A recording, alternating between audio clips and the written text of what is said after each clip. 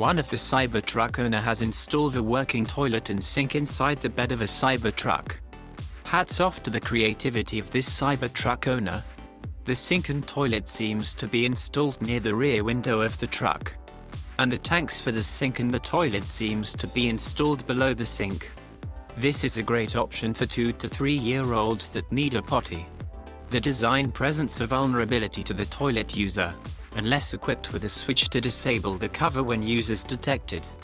Just imagine a family camp out with 4 kids. We are very curious to know where the waste goes and how it can be disposed. Surprisingly, it does not have camper top or canopy. We guess the owner thought, well, if you gotta go, you gotta go. Rather in Cybertruck than out in the woods. What do you think? Let us know in the comments section.